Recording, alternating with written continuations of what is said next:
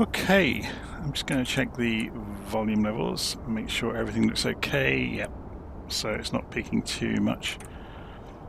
So this is almost a repeat of a flight I started earlier today. Unfortunately, I had to leave in a hurry. So full disclosure, I was invited out for lunch by the rest of my family. They were already in town and they called me and said, we're just on our way to go and get a table and can you come?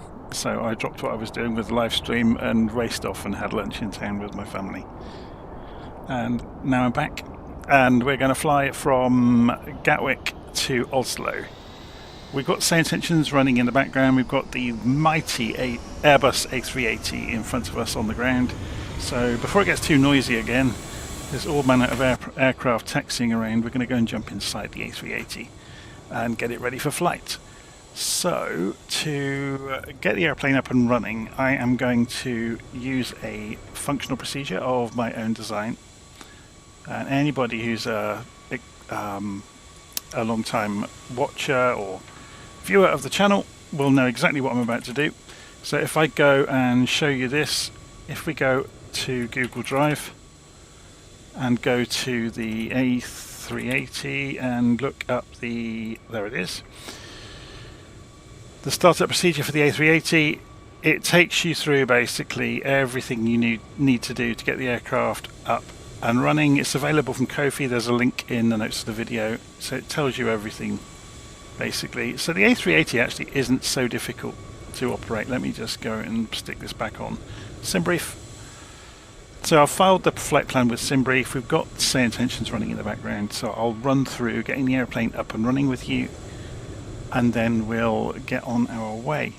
So I'm just pulling up that functional procedure that you just saw on a second screen here for me to read, to make sure I don't miss things. Because the biggest problem in the world, or the problem I always face, is I'll be busy talking to you guys while I'm doing things and I'll miss stuff. So this avoids me missing things. So overhead, let's go and turn the batteries on. And we should have external power available, and we do, because we are at the gate. Then external lights, we're going to go and put the strobes on auto. Nav lights to on. And APU, we're going to go and put the master switch to on, give it a few seconds, and then press the start button for the APU. We're going to put the crew supply of air on. We're going to arm the emergency exit light, and we're going to set the no mobile sign to auto. Then further overhead, we are going to go and rotate the air data inertial reference system switches to nav. I think I've got it on instant alignment, so it shouldn't take long. So you can see things booting up around the cockpit and refreshing as we look at them. Screens look bright enough, so don't need to change any of those. So then we're going to go over to the tablet and come in here and say import Simbrief data. So this will get our plan from Gatwick to Oslo. So having done that, we can then go to have a look at the operational flight plan. Yep, that's there, confirmed. So we can see services. So we've got the jet bridge attached to the airplane and the ground power unit is still connected at the moment. We can go and refuel the airplane. So we're going to go and click the button here to put some fuel inside of it. I've got it set to instant, so it takes no time at all. Same goes for payload. We can pull that from the flight plan and it does it instantly. And we'll leave this on the pushback controls for the moment. So you can see there's our little aeroplane projected onto the map. So shift and space. Whoops! Pressed the wrong button there. Resume. There we go. Oh, we've got a GPU error already. So this aeroplane seems to eat GPU for breakfast. And yeah, resource usage exceeds GPU, lower graphics settings for about... It's going to complain at me, isn't it? Until we get away from Gatwick. That is stunning to me, really, that we're not running that much and the mighty NVIDIA 4090 has run out of RAM basically. Okay, so shift and 0. We've got our flight plan there. Just to help us out along the way, actually no, we'll do this in order. So I'm going to go over to the MCDU. So shift 5, we'll do this. And we'll zoom out slightly.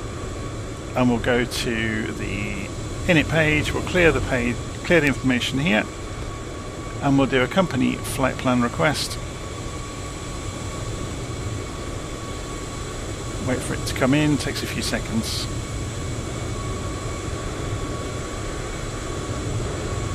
So we received the company flight plan, we can insert it into the aeroplane. And then if we go, for example, and look at flight plan now, you can see it's all in there already. If we go to init again, which is the page we were on, we can go to the departure page and we can program the departure. So we're going to go and refer to the Simbrief flight plan. We're climbing to 41,000 feet today. We're doing runway 26 left and the Fran 1 Mike standard instrument departure. So 26 left and Fran 1 Mike. There are no transitions, so insert that into the flight plan and put it in place. And then we can go to the other end of the route and have a look on our flight plan. So the Ripper 3 Lima star and runway 01 left. So runway 01 left and ILS Yankee for 01 left and Ripper 3 Lima. Now let's have a quick look at Navigraph and see what it's got to say. It's the Valpu transition. Has that got that here? Yeah, it has. There we go. So temporary flight plan. Insert that into our route and then we'll just quickly scroll through and see if there's any discontinuities. There shouldn't be. It comes into Valpu. Yeah, there's the landing there. So that's if you have a missed landing and go around. So nothing for us to worry about at the moment. The reason it hasn't got any data yet, we haven't put performance data in, so it doesn't know what to do. So we'll go do that next. Go into performance and we want to put the V-speeds in. So to do that for the A380 we need to come into Simbrief and go to performance and tools. And it pulls open the takeoff performance calculator. So A380 800. Taking off from EGKK. We're taking off runway 26 left, I think. Let me just double check that with the other page. 26 left, yep. And we need our takeoff weight. So if we go and look on our original Simbrief flight plan, we've got estimated takeoff weight 362.1. Or if we just type in 362, it will put the zeros on it for us, and it'll be close enough to calculate. And that gives you your V-speeds. So we've got 136, 139, 148.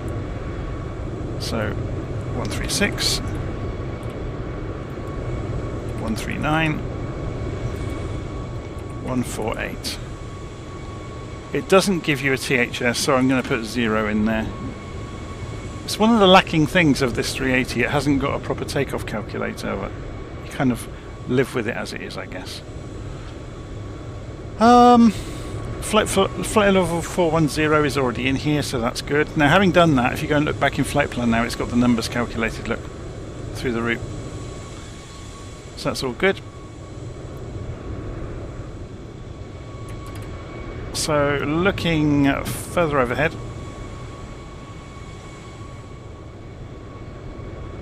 we've got the, I can never remember what this is called, Auto Flight System Control Panel, AFSCP. So press comma to set the QNH on both sides and then configure as required. So we are going to have, you can see already a solid line there. So we've got a managed mode flight plan, which is good. So the flight director is already on. We're going to need a an initial altitude to climb to, which will probably be with the SID, but we'll go and get clearance anyway. So we'll go to ATIS first from Say Intentions. And that's the important bit, is Yankee. View at 4800. Temperature 12. So we go over to clearance.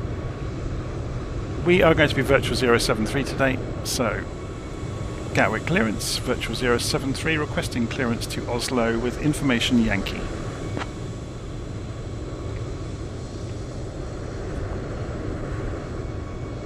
Clearance on request, you're number 1. So we'll come back in a moment.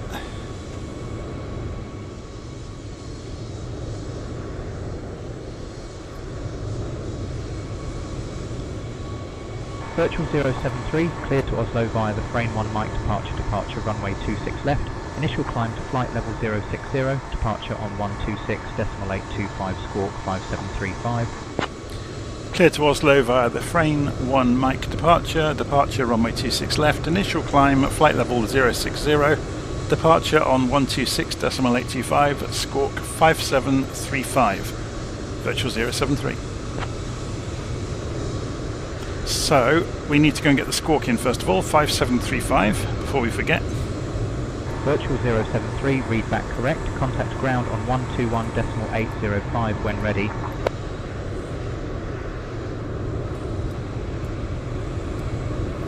And then we'll go into the serve page and we'll put transponder on auto. We'll leave TCAS on standby for the moment.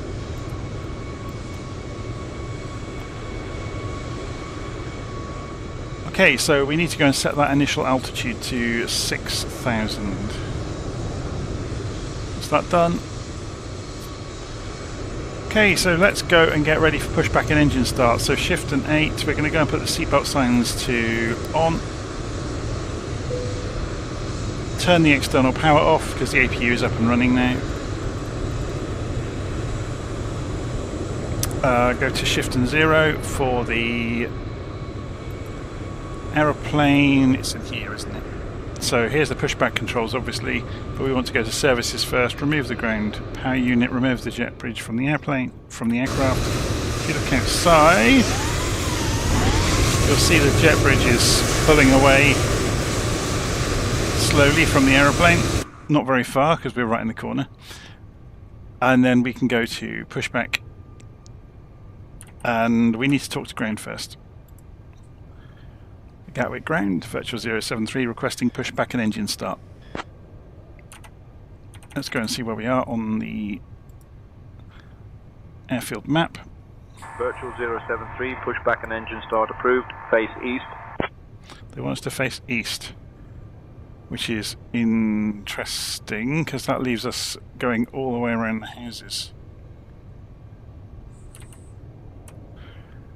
Pushback and engine start approved, face east, Virtual 073. We'll do as they say. So we need the tail to go to the right.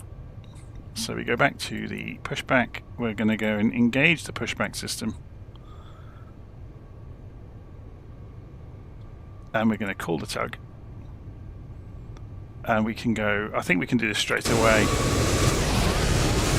So we'll let the tug get into place so it doesn't look so strange when we start doing this.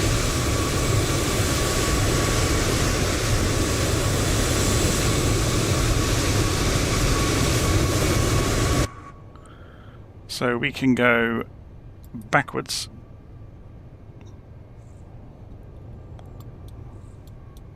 If I press shift and space, so we can see that happening. We're just gently moving away from the terminal. We can speed things up.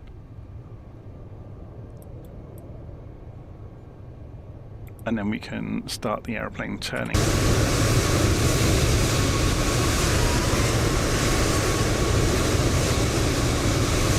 So while it's going backwards, we can go and start firing the engines up. So we'll get the fuel pumps on. Takes longer than you would imagine because there's loads of them. We're going to go and select the engine ignition start system. We're going to go and put the APU bleed on. With 5 Golf Mike Romeo, ready for pushback and engine start. With and we'll Yankee. start to the engines up. So you should see two of them are coming up straight away. Romeo, Gatwick ground, contact tower for departure clearance. You're on ground frequency. Longboat 7901, ready to taxi. Longboat 7901, runway 26 left taxi via uniform Juliet Zulu Mike. So I'm going to stop the pushback there, just in case they give us strange instructions. So pushback system off, confirm. We need the pushback and engine startup clearance with 5 Golf Mike Romeo. Waiting for tug.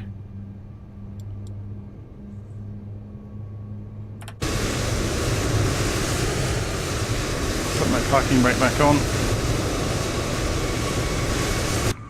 And how are we doing with the engines? Oh, did I put the I didn't put the beacon light on, did I? Gatwick ground with 5 Golf Mike Romeo at stand 2-1. So Request they're looking engine good. start and pushback. Engines 1 and 2 on. Swiss 5 Golf Mike Romeo, engine start and pushback approved. Face west.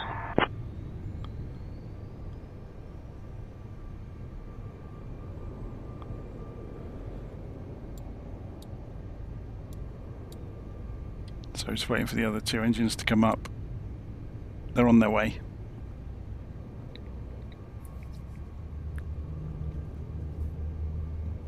So now the truck's out of the way, we can go and put the taxi light on.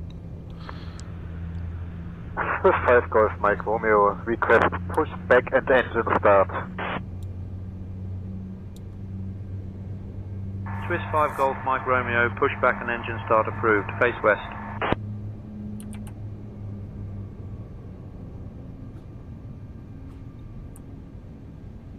Okay, let's go and get our taxi instructions then, shall we? Oh, we need to put flaps to takeoff position, which should be flaps 1. Pushback at full phase. There we go. Engines now available.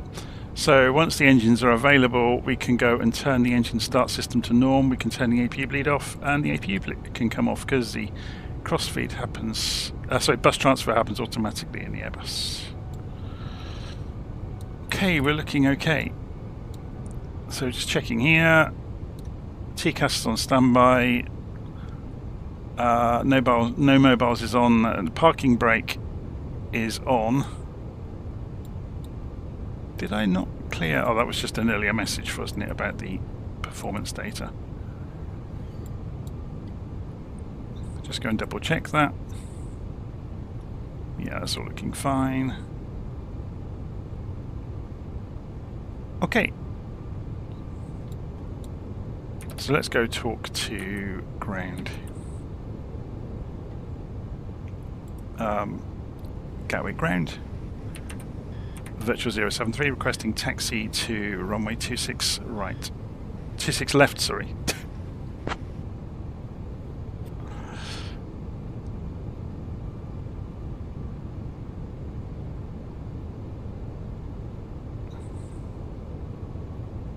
Virtual 073, runway 26 left taxi via Kilo, Lima, November, Alpha November, Mike. Only runway 26 left is Kilo, available Lima. for departure.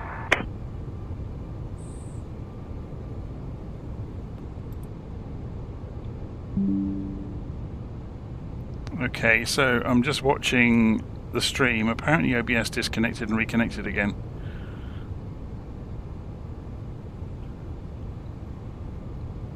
So hope the screen to refresh to confirm that you can see what I can see. And of course YouTube is now showing me an advert. So ground spoilers need to be armed. We could do this at the runway, but I'm going to do it now while we've got time. Auto brakes need to go to rejected takeoff.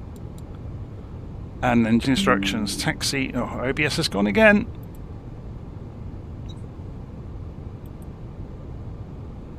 What is going on today? Seems to be okay. We'll see what happens on the route. Swiss 5 Golf Mike Romeo, runway 26 left taxi via Kilo, So, November, Say Intentions Alpha told November, us go Mike. via Kilo, Lima, November, Alpha November, Mike. Runway 26 Kilo, left via Kilo, Lima. November, Alpha November, Mike with 5 Golf Mike Romeo. November, Alpha November.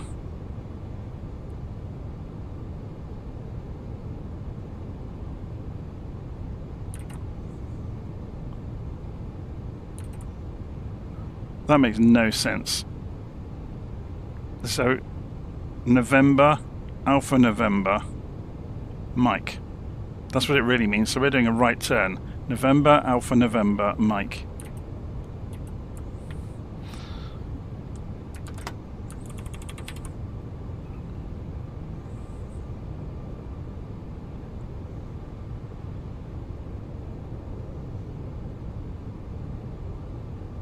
Just trying to do the tightest turn possible. Give it a few moments.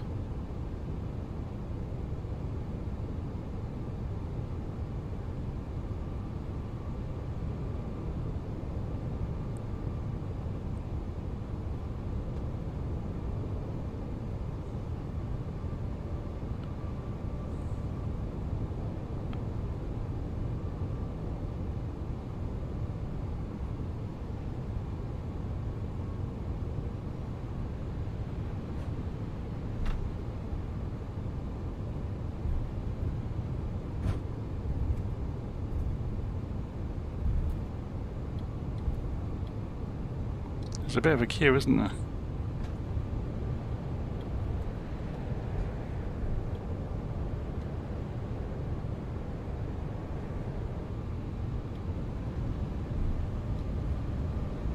And there's a problem with the steering.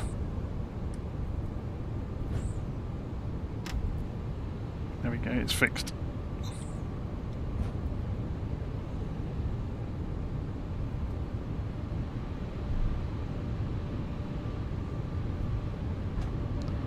Well, hopefully the queue will keep moving.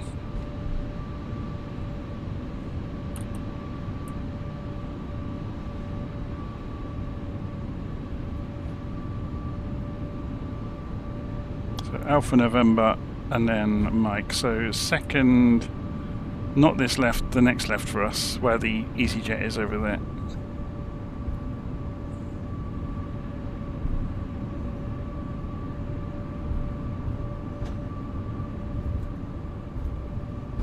There we go, Alpha November is marked on the ground. Approaching runway 26, right.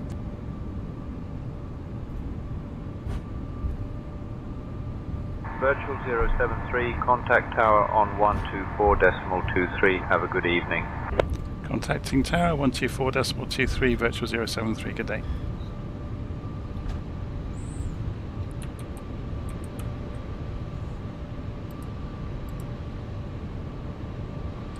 Tower virtual 073, holding behind traffic for runway 26 left.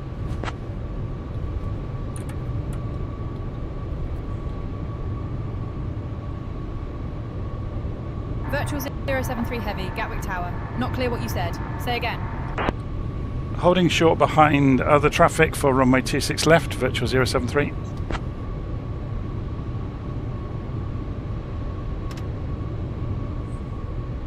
Virtual 073, runway 26 left. Hold short. You're number 1 behind the A320. Holding short, virtual 073.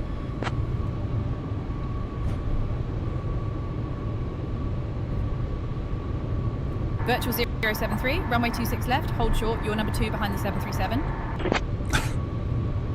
It amuses me when things like that happen.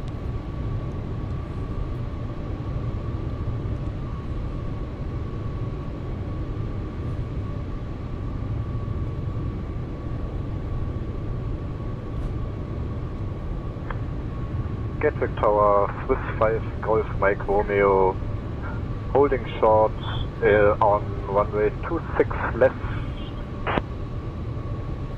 Swiss 5 Golf Mike Romeo, Gatwick Tower, runway 26 left. Hold short. You're number 2 behind the A350.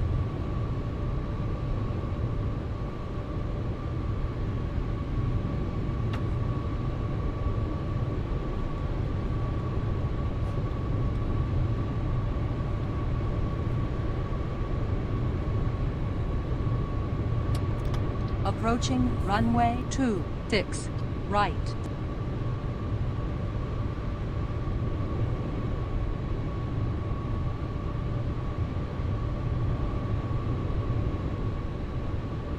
waiting for something else to come in? If I go and run LittleNavMap, we'll be able to see them.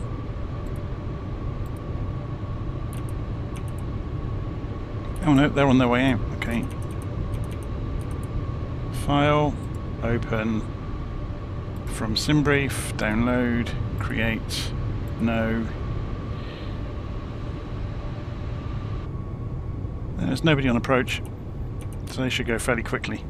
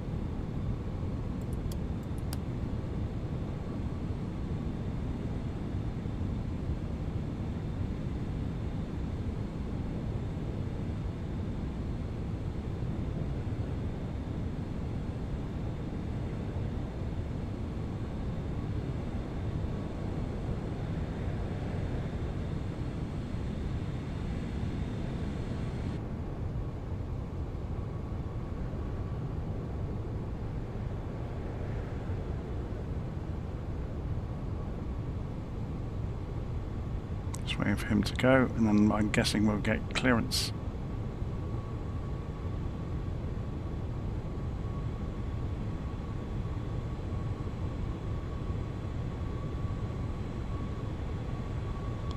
And he's about to rotate. He's leaving it very late. There he goes.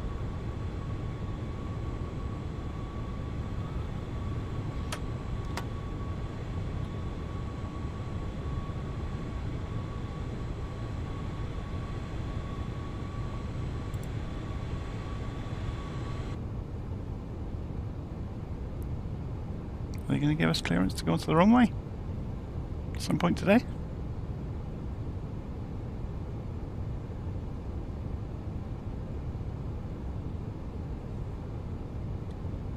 Gatwick Tower, Virtual 073, holding short, runway 26 left.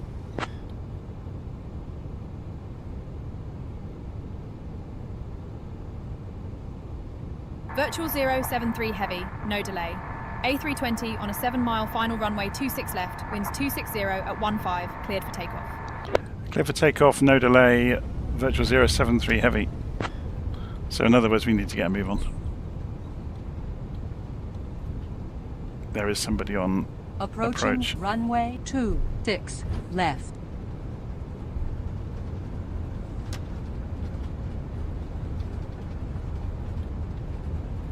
So we'll just very briefly hold it. Swiss 5 Golf Mike Romeo. We're good to go. Toga on the throttles.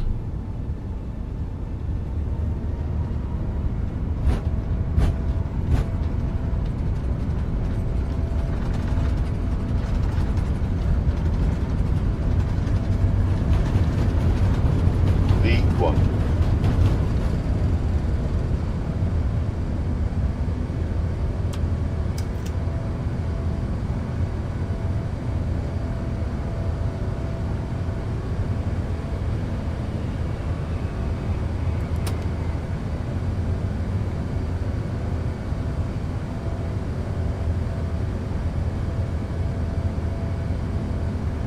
Gear is up.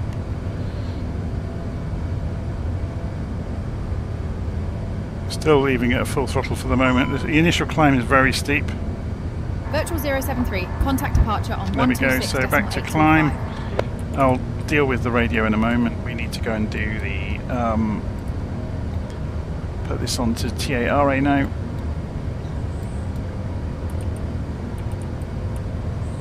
Contacting departure 126.825 Virtual 073. Before we call and contact them, I just want to go and remember what departure we're doing. Frame 1 Mike. Departures Virtual 073 with you climbing to 6,000 feet on the Frame 1 Mike departure. Flaps can come up now. Virtual 073 Heavy, Gatwick departure identified. Climb 5000 direct D258 Bravo. Climbing 5000 via direct D258 Bravo, Virtual 073 Heavy. We've already gone through that waypoint, so they were a bit slow on the uptake there. That's a bit of a mistake in say intentions at the moment. They often do that on departure. They tell you the waypoint you've just gone through. So we don't need ground spoilers anymore. Virtual 073, climb flight level 220. So they're telling us to climb outside of the SID straight away. So open climb 220. Climbing flight level 220, Virtual 073.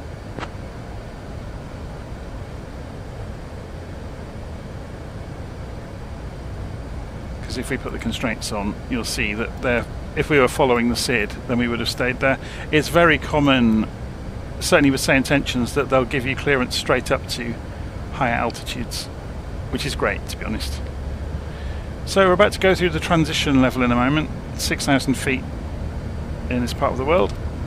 So we'll need to switch over to standard barometric pressure. You'll see a box appear around the QNH.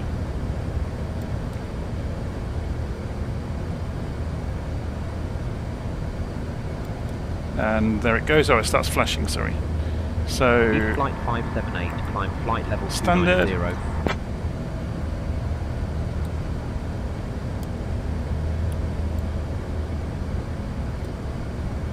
So at 10,000 feet we'll turn the landing lights off. Let's go and pull up the flight plan page and start increasing the range on the navigation display out to 40 miles for the moment. Yeah, you can see there's a bit of a navigation it has to do. Be interesting to see what it makes of that. So if we go and compare that against the actual departure,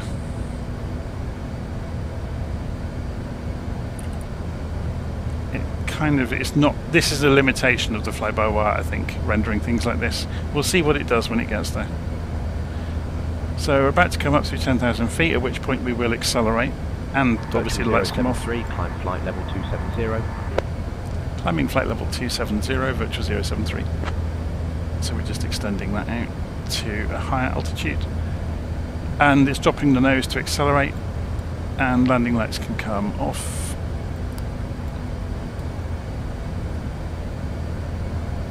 And we're off to the races, basically. So let's put the mobile switch to auto now. And the seatbelt sign's on auto.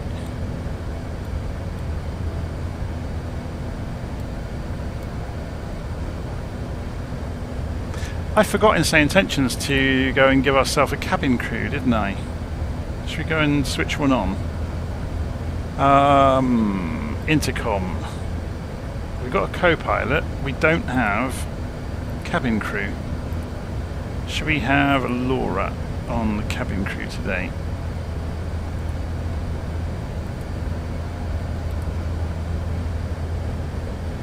Hi Laura, how are things going in the cabin?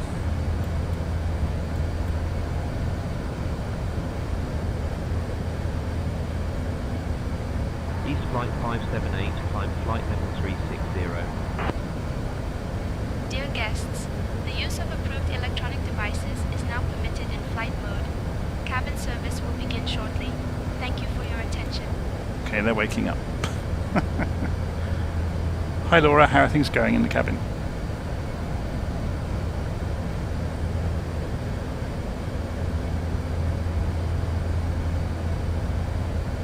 Oh, I've pressed the wrong button, I think. Traffic. Where's that traffic?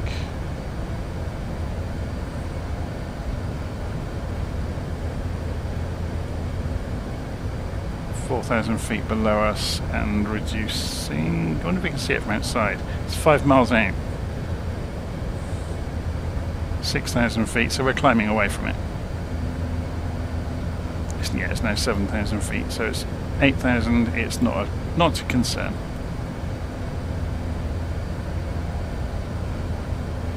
So I was pressing the wrong button there to talk to the cabin. Climb flight level 330.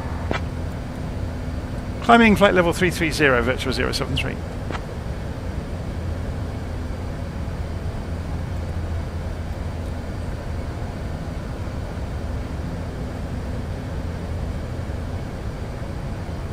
Hi cabin crew, how are things going so far?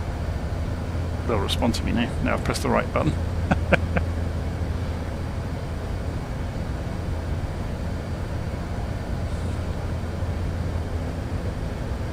Well, they should. I wonder if I've gone and remap the buttons.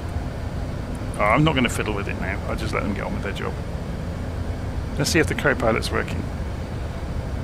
Hi Amanda, can you take over radio communications for the moment? Virtual 073, contact London Control on 127.105. Sure, Jonathan, I'll handle the radios. So she should respond to that. Let's see if that happens. Ladies and gentlemen, we have just climbed through 10,000 feet. The seatbelt sign is still on, and we kindly ask you to remain seated. She hasn't with your spoken. seatbelts fastened. We will begin our in-flight service shortly. Contacting London Control 127.105, virtual 073, good day. London Control, virtual 073 with you, climbing to flight level 330.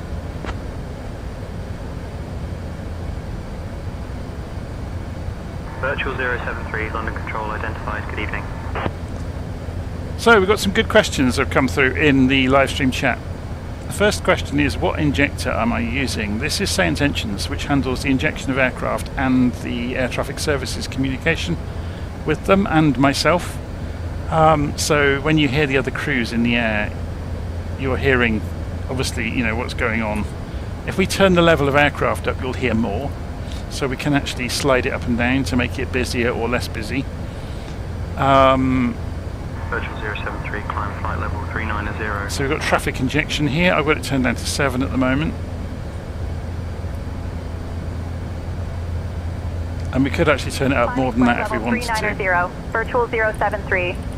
So Amanda's responded, so I just need to do the flight bit. 390, open climb. So it's set now on the altitude ribbon.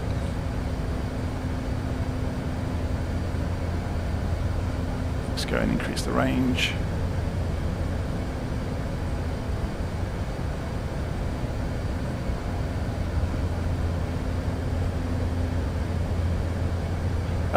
Next question we've got is, do you switch easily from Airbus to Boeing and back again? No. It's the easy answer. I started this flight earlier today and I didn't get a chance to finish it properly. And I was super rusty to begin with, and that was just between different Airbus aircraft. So obviously the A380 is different than an A320. A350 is closer to the A380 than it is the A320. But they're all different than each other in terms of the systems. So if you don't fly them all the time, and I'm obviously jumping between airplanes like hot potatoes, it's really tough, and I do make mistakes, and you see them on the channel, and they're the same mistakes I guess that most other people would make. So it proves I'm human, I guess. Let's go and have a look. So seatbelt sign is still on at the moment. We're just coming up to 25 on our way up to 39,000 feet, so we'll leave it on for the moment. So the airplane's just straightening up onto the track. Let's have a look from outside.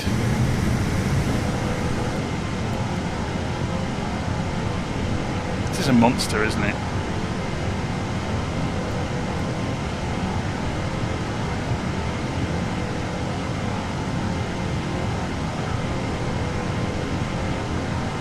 Virtual 073, climb flight level 410.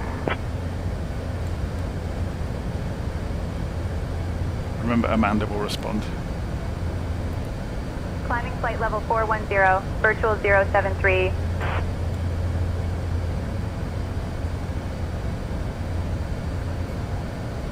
I'm going to take back over control. Hi Amanda, I'll look after radio communications now. Jonathan, I'm currently handling the radios. Let me know if you need anything else. Hi Amanda, I will look after the radios now. She doesn't like ums.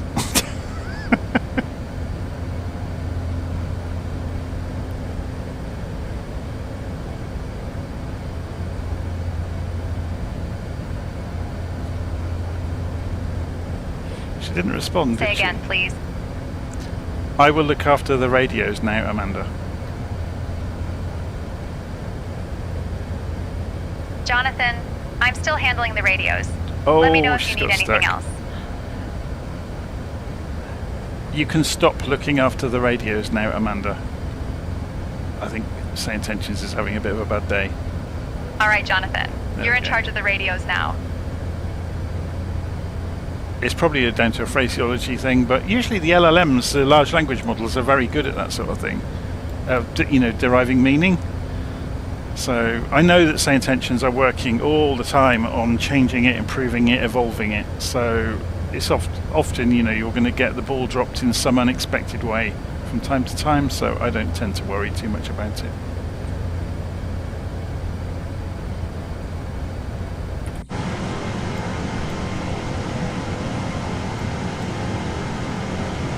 It's huge, isn't it?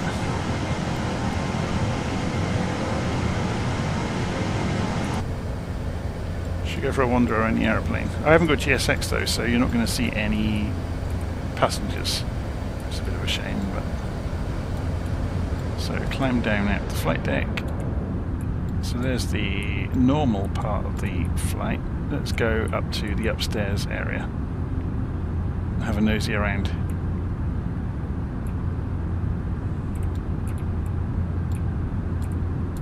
It's mad, isn't it?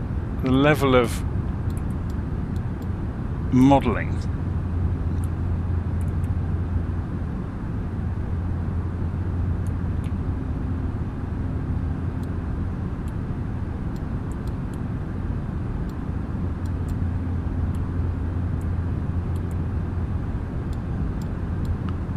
Go back in the cockpit at the business end.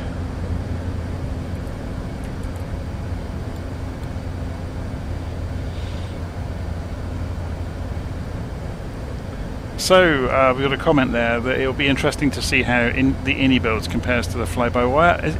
So are INI builds working on an A380 then?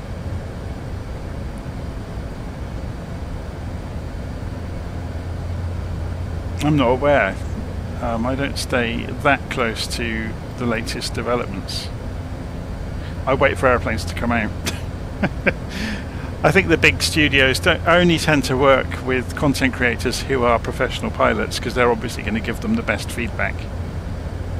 So I'm quite happy to be, one of the people. So I'll wait for the airplanes to come out and I'll enjoy them along with everybody else. I will admit I really love the A340 from INI Builds. I think it's very, very good. And it's very polished and very complete. More so than the Tollis one in terms of... The Tollis is probably more accurate from a systems point of view. But the INI Builds A340 is just a bit more polished, for the exterior stuff like pushback, trucks and things like that. And the look of the older... The INI Builds A340 is the older model that's got CRT displays, or it has the option actually. But it's it looks lovely with the old CRT displays. Okay, so INI Builds are working on an A380. I wonder how far away it might be. They've been super busy recently.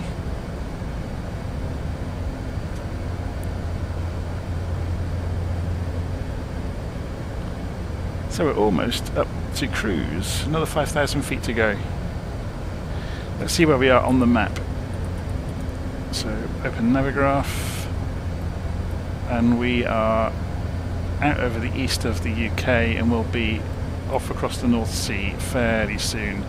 So you can see here, look, we're in London airspace and then we'll change over into Scottish airspace. And then we'll transfer through... It doesn't say very clearly. I'm guessing this is still Scottish then, until we get over to here. And then you're into Norwegian airspace. That looks like it should be another sector though. I wonder what it's called. We can easily find out if we look at LittleNavMap. So if we scroll out and we put the sectors on, yeah, here it is, look. This one here, Copenhagen airspace. There we go. So over here is London, then Scottish, then Copenhagen, and then Polaris, which is the Finnish, sorry, not Finnish, Norwegian airspace. Interesting. I find everything interesting to do with aviation. Everything is a question to be answered, or to find out more about, I should say.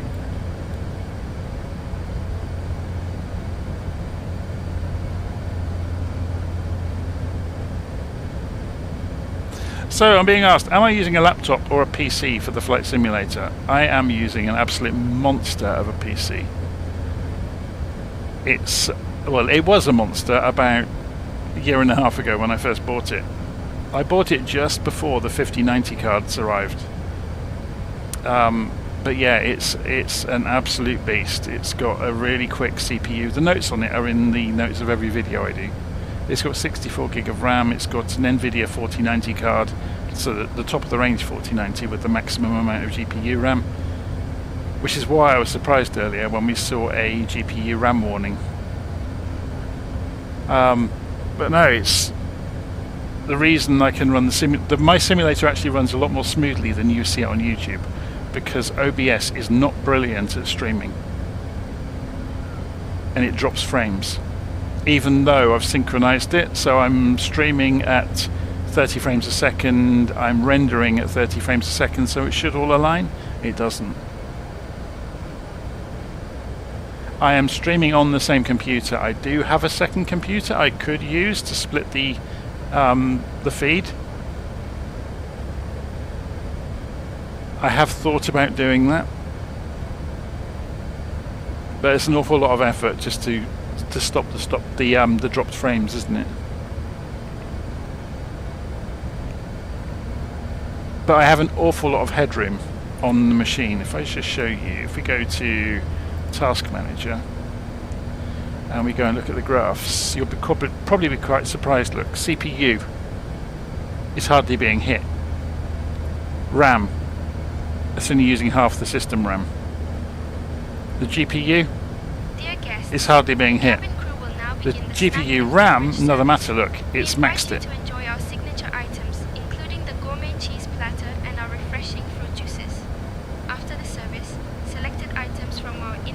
So that just goes to show that the amount of headroom that OBS will need, because it's not doing any downscaling from 4K to 1080p or anything like that. This is just going out natively. I play the sim in 1080p on purpose because that's what I stream it to YouTube at. I have been thinking about getting a 4K monitor and streaming in 4K, and I could do it because I've got a 4K. I've got fibre to the house, so got, you know, several hundred megabit upload and download.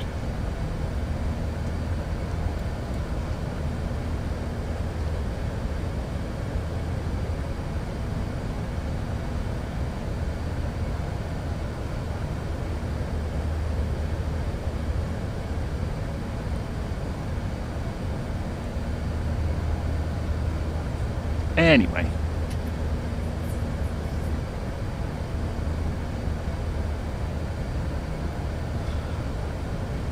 Yeah, maybe one day I will try. I've got, the truth of it is, underneath my desk I've got this new machine, or I say new, it's 18 months old now, the PC that I run Flight Sim 2024 on.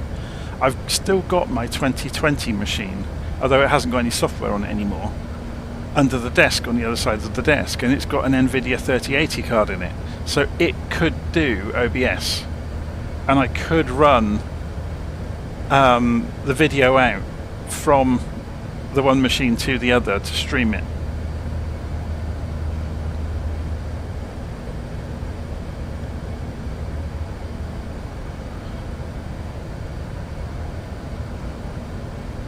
Yeah, so I'm just reading the live stream notes there. There are some crazy laptops around now, aren't there?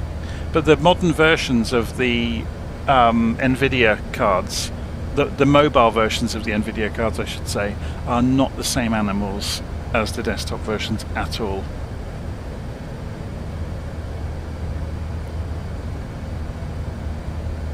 Okay, we're at cruise. We've got nothing to do now until we get to top of descent, unless there's any traffic in the way. I'm not anticipating it. So we've got to go, and we've just left the ground behind in the UK. Should we go and have a look? You can just see the coastline there, look. So it may well be dark by the time we come into Oslo.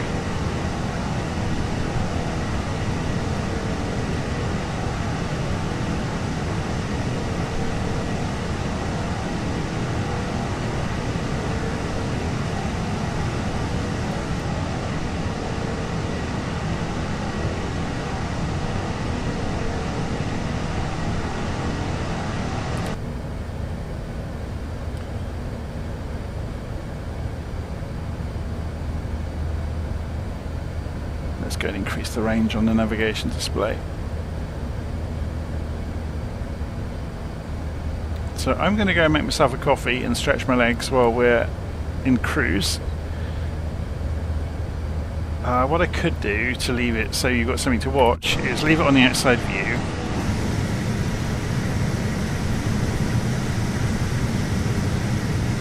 What on earth is going on with those little white... Oh, it's the sun hitting the clouds at lower level, isn't it? And then we've got these thin, higher level clouds that are passing past them. Interesting. It's because the sun is low. It's lighting them up.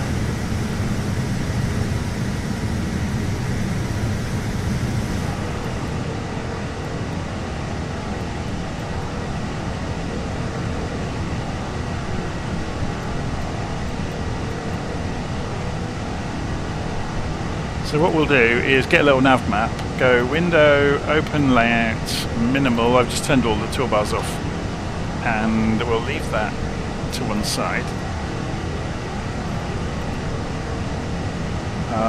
View, we don't want it to recenter, do we?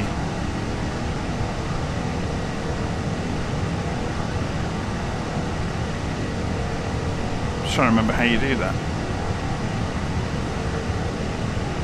There we go, that's not on. Good. So that will show where we are on the route.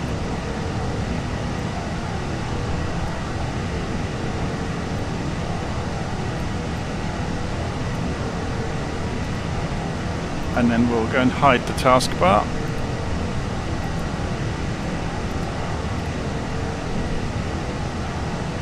Then you get to watch the aeroplane and our position en route.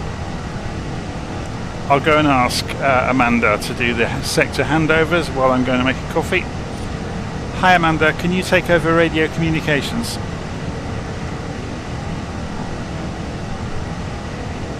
Sure, Jonathan.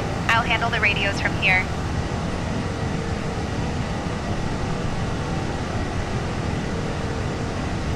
So someone's saying, can we cycle cinematic? How do we do that?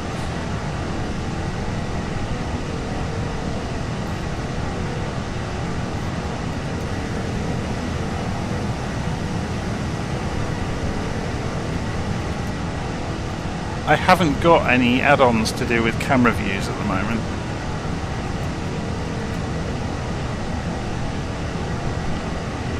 No, I've not got Chase Plane installed. He says, famous last words. No, that's the Talon. Flight control replay. Airshow assistant. I haven't actually got Chase Plane now. What's this one? Can't remember. Yeah, I ought to go and get it, didn't I? Virtual 073, contact London Control on 130.902, climb.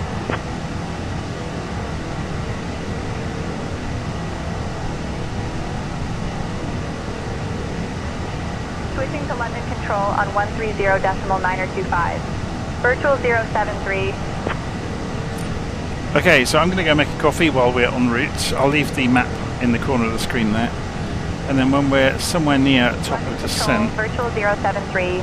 Good evening at flight level we need the 410. appropriate performance file first though. Open aircraft performance, Airbus A380. There we go. So that will give us the correct top of descent.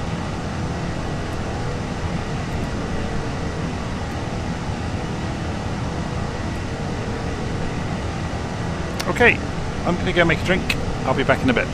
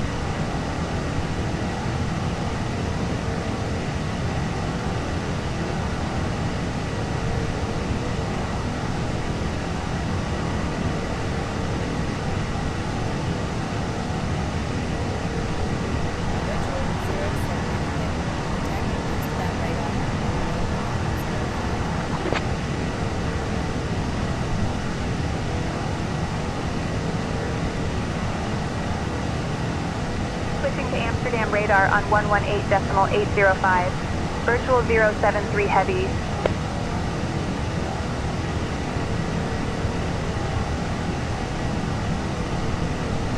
Amsterdam radar, virtual 073 heavy. Good evening, maintaining flight level 410.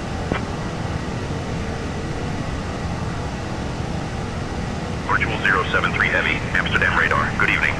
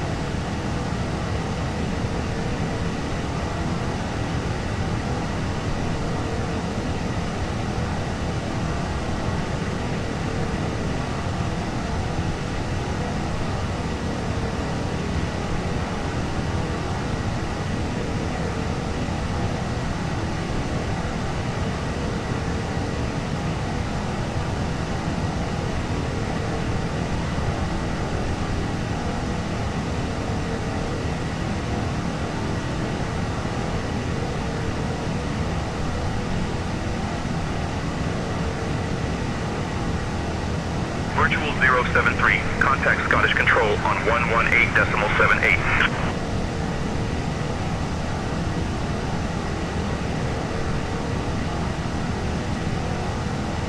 Switching to Scottish Control on 118.78.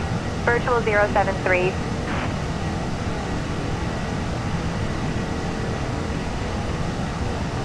Scottish Control, virtual 073. Good evening at flight level 410.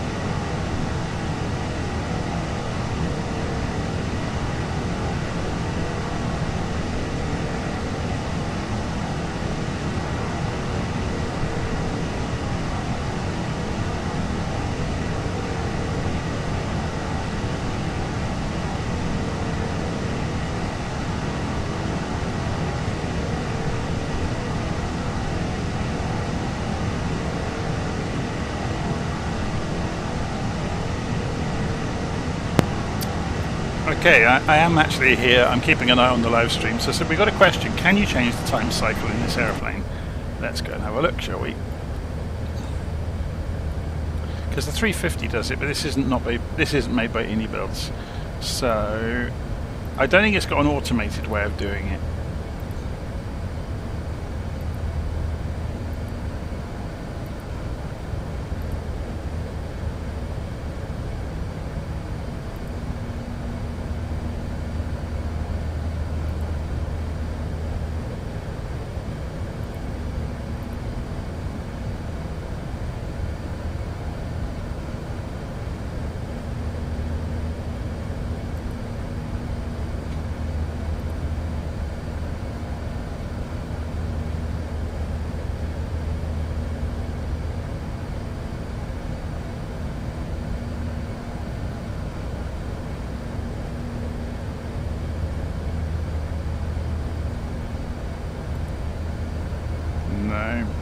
So it doesn't have any automated way of accelerating time and then slowing it back down again automatically. But you can always use the keyboard keys to do that if you want to. Anyway, I'm going to go and drink my coffee. I'll be back a bit later.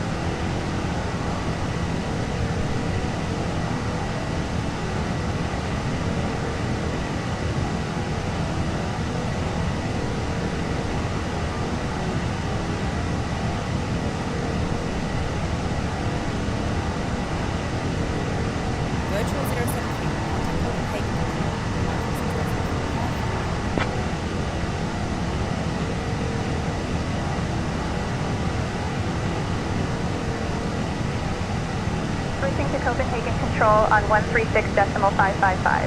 Virtual 073.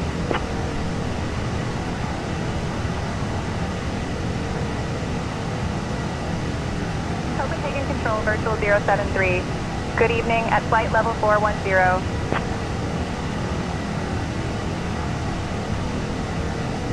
Virtual 073, Copenhagen Control identified. Good evening.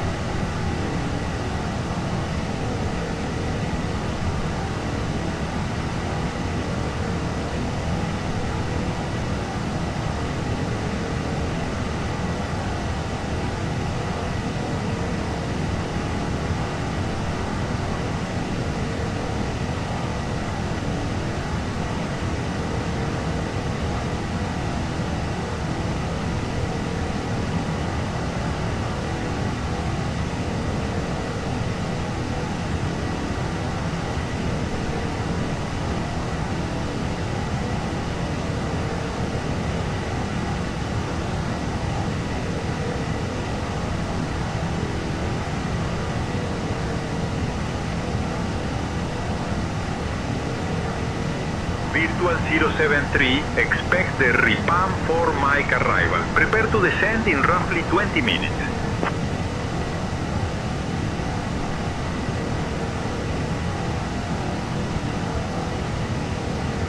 Expecting the RIPA 4 Mike arrival. Preparing for descent in about 20 minutes. Virtual 073.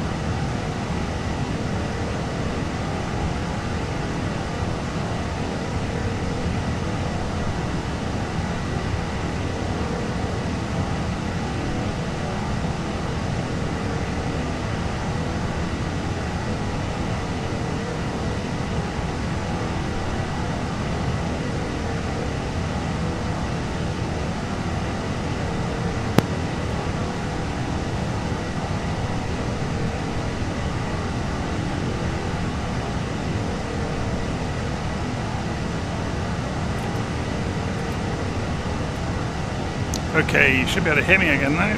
So we're back on the air. Let's go and check the airplane, see where we are. We'll take over radio comms from the co-pilot. Hi Amanda, I will take over radio communications now, please.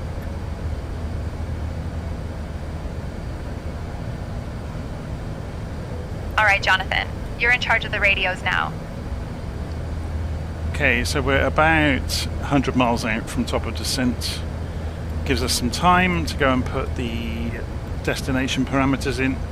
So if we go to the performance section and go and look at approach, so we need to go and look in Navigraph. That's the easiest way for us to do it. Information on Oslo, and go and look at the weather. So wind is 274 knots, 270 degrees and 4 knots. Outside air temperature is 1 degree and QNH on the ground 982 hectopascals. And Barrow, we need to go and look at the ILS chart to figure that one out.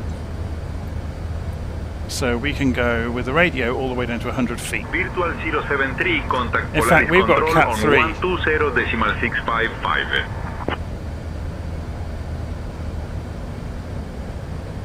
So that's runway... Interesting, that's runway 01. Is that what we've been given? Yeah.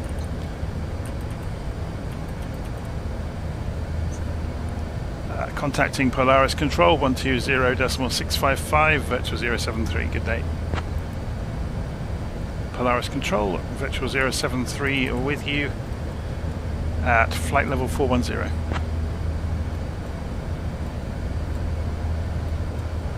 Virtual 073, Polaris Control identified. Good evening.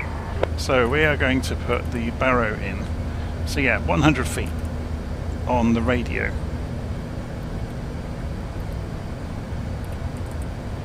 If we put in Barrow, we have to go by the sea level, which would be 757. Okay. Transition level at the destination is 7,000 feet, so we put in the flight level 070. That's it. All done.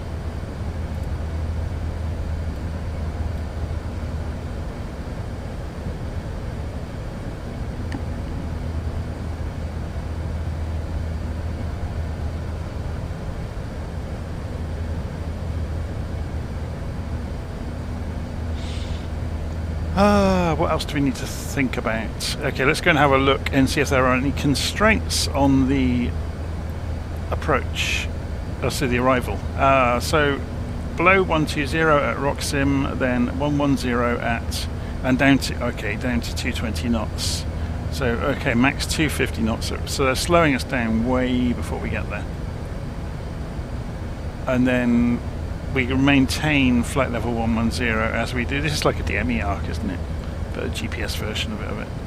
So 220 knots all the way around the DME arc, and then descend in for 5,000 feet at Valpo, and then continue to drop. So that's below 5,000, and then in towards the ILS. So let's go and check the ILS frequency, 110.3. I'm just going to check that you can hear me while I'm busy talking away here. Yeah, you can.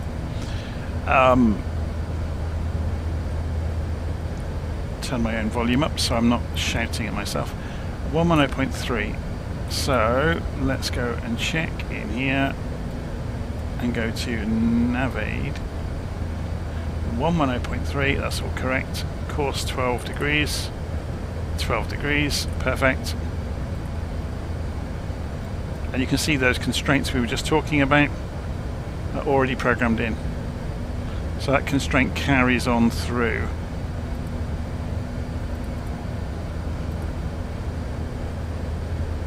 We've got a too steep path on the way, which is an interesting one. We'll use the spoilers to achieve that. That's interesting. So that's at the point we go from flight level 110 down to 5,000. So looking at the standard instrument, standard terminal arrival route, it's there. It's basically saying it can't achieve that. But we will with spoilers. Watch me do it. Way! I'm always doing that in Navigraph. I don't use it enough to realise, when things are not clickable. Okay, so if we just go and say flight plan, it takes us up to our current position. And we'll start bringing the range down on the flight plan now.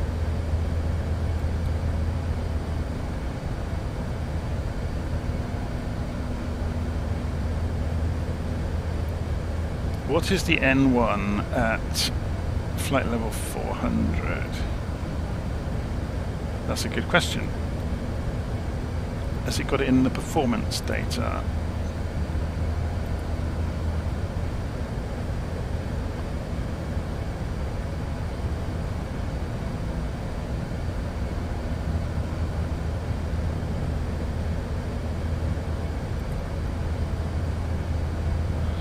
I will admit I am not super experienced with this aeroplane, and a lot of it's kind of done for you in Airbuses, which makes it kind of interesting. It'd be interesting to see what happens if we leave it in managed mode to come down, to see what it does and see if it needs help along the way. You can see there's that DME arc.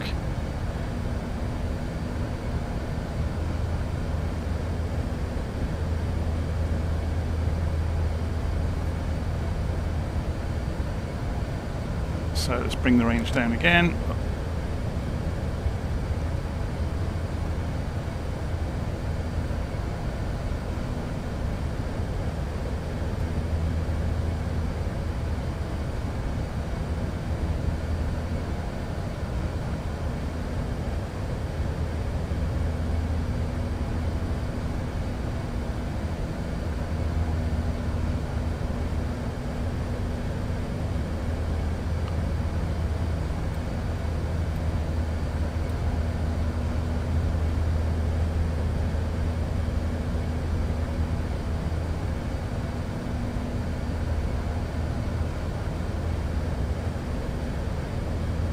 Okay, you can see the projected profile as well here.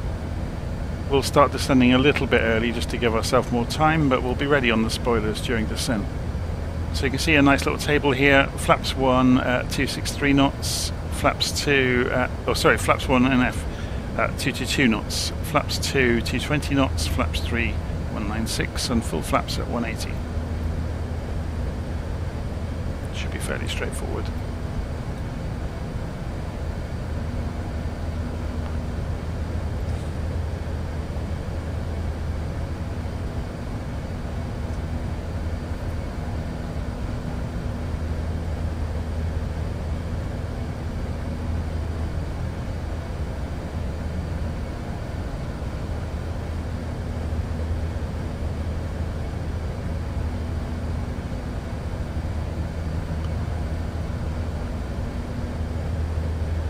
fairly strong crosswinds going on at altitude. I've seen a lot worse.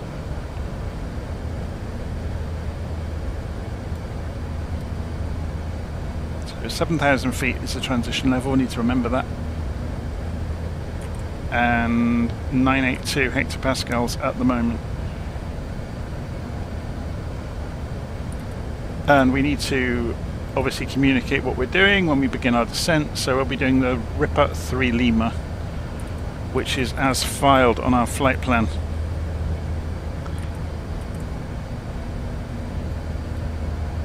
Quite often, if there's no other traffic around, say intentions will wade in and give you vectors straight into approach, so you won't have to do complicated stars, but we'll find out what it does along the way. You can force it.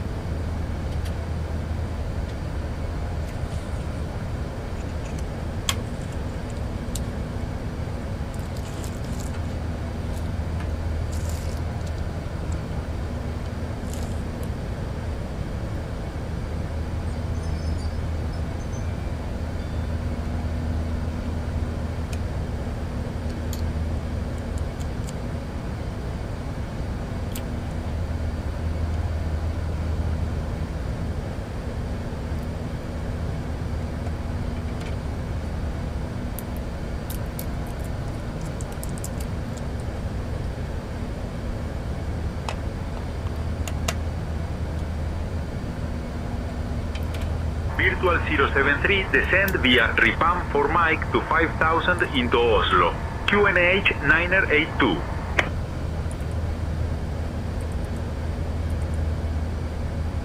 Reaper 4 Mike. Okay, it's not 3 Lima.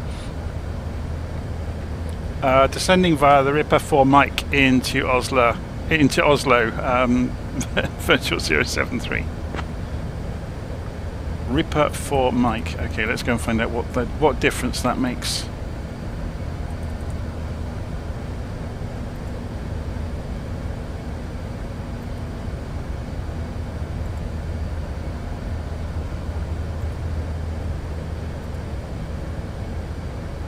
It's the opposite direction.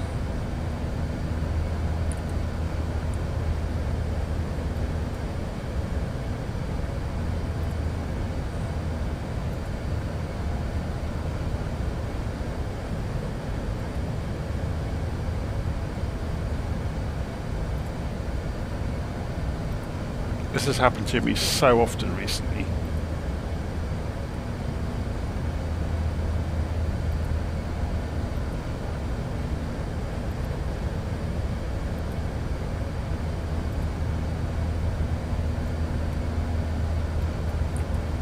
So where do they want us down to? We'll just go with the plan. So if I just take it down to a low level and go manage mode for the moment.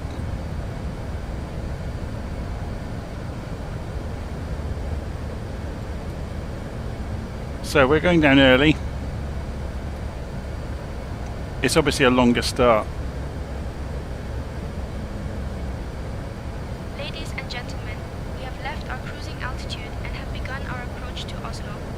Please return to your seats, store your tables, fasten your seat belts, and note that the usage of the lavatories is no longer permitted. Thank you. So I'm just going to go and correct LittleNavMap as well. So if we go into Gardermoen and show arrivals, we want star,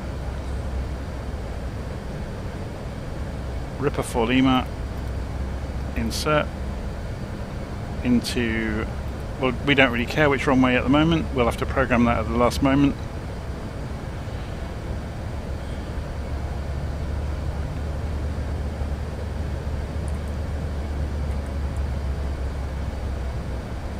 Polaris control, which runway is active for landing at Oslo, Virtual 073?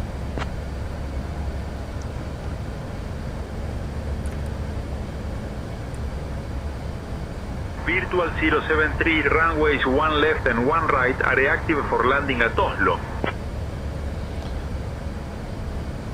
So why have you given me this star, which is for the opposite runway.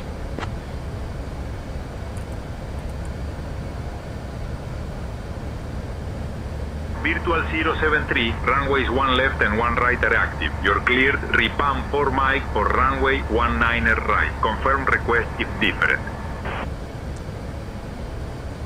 You've just contradicted yourself. You've told me runway 01 left or right, and then told me the star for runway 19.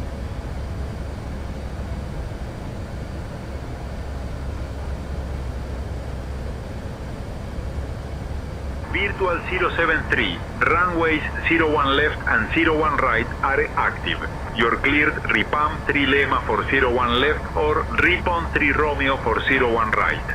Confirm runway.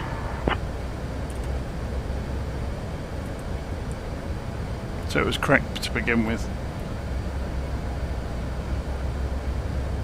We are going to go Ripper 3 Lima for 1 left, 073.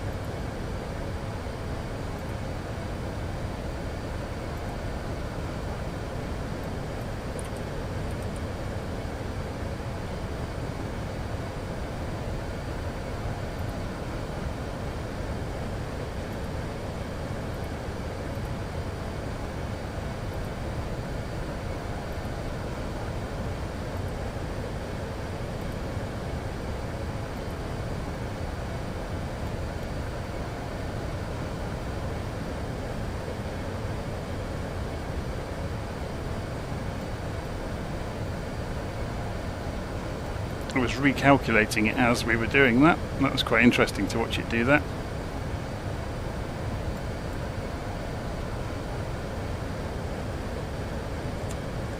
The problem Say Intentions has had for a while is if there is negligible wind in either direction, it keeps changing its mind.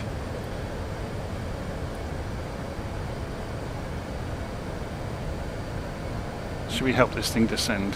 Although we're still 100 miles out, we've got ages.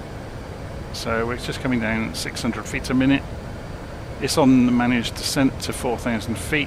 Let's go and see what the altitude is we should really be coming down to. So we want 5,000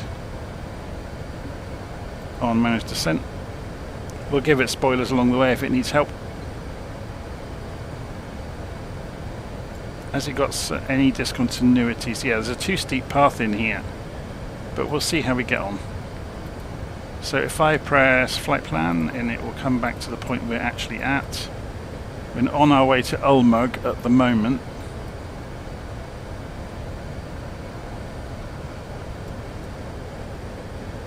So we'll have to do some fancy piloting along the way. It's not giving us the profile marker, so we need some assistance.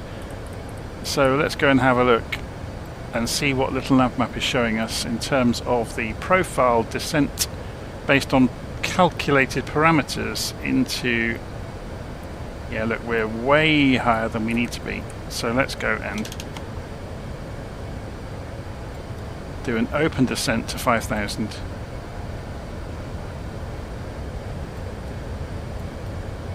With spoilers hanging out.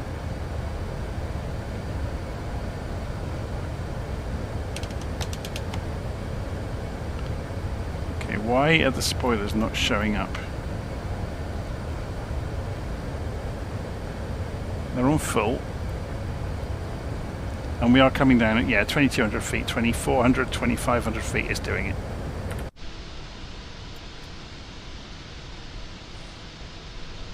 You can see the spoilers are hanging out. 073, contact Polaris Control on 127.2555.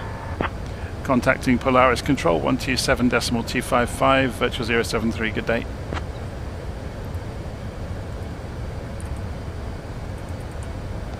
Polaris Control, virtual 073 with you descending on the Ripper 3 Lima star into runway 01 left at Oslo.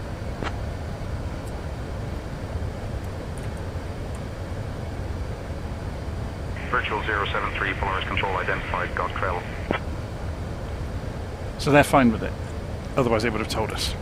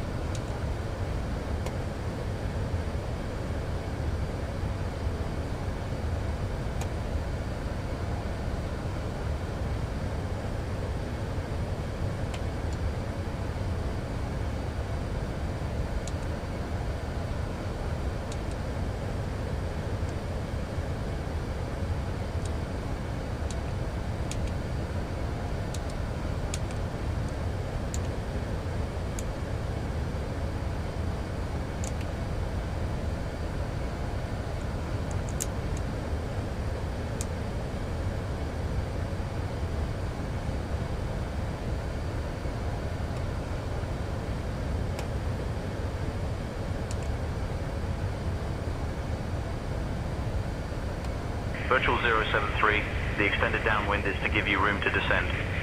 Turn left heading 020 vectors for the ILS runway 19 right approach. You're joking. We were cleared on the runway 01 left approach.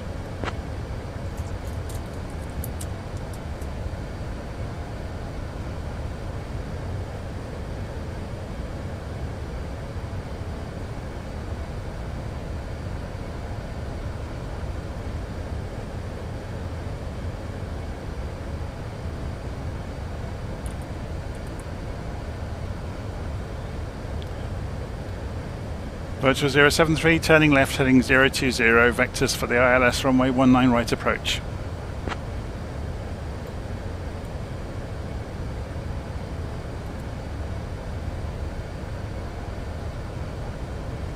So we need to go and reprogram this.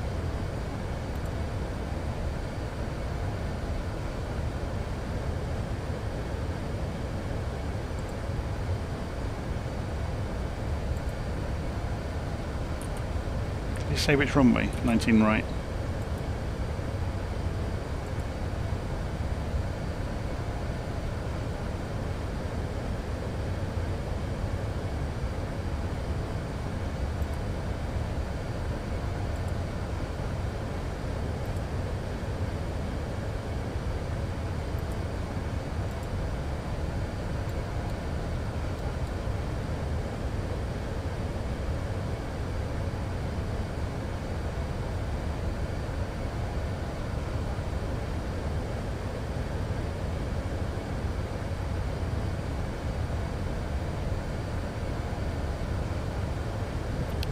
I think I'm just going to send us straight into the approach. So I programmed for Mike to see what happens.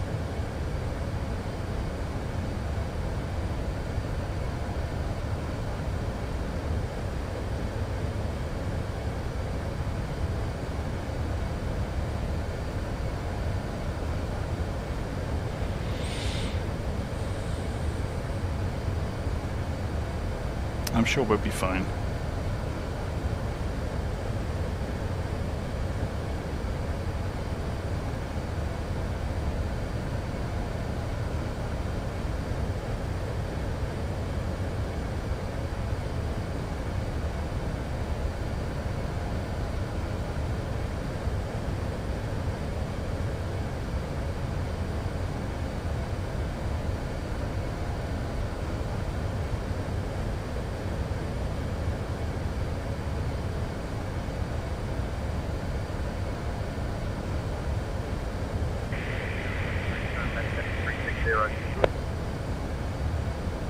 they give us an altitude to descend to?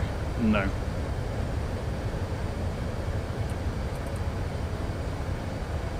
Turning left, heading 360, virtual 073.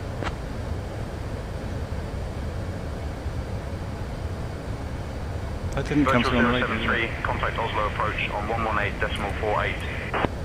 Contacting Oslo approach 118.48, virtual 073. Good day. Oslo approach, virtual 073 with you, descending on vectors for runway 19 right.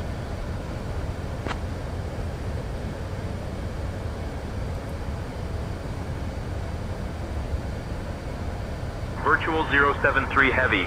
Oslo approach identified. Greetings.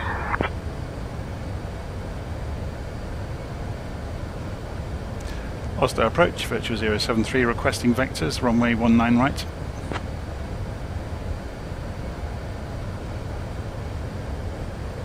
Virtual 073, I am extending your downwind to get you down a bit. Turn right heading 015 vectors for the ILS runway 19 right approach. Turning right, 15 degrees for the ILS runway 19 right approach, virtual 073.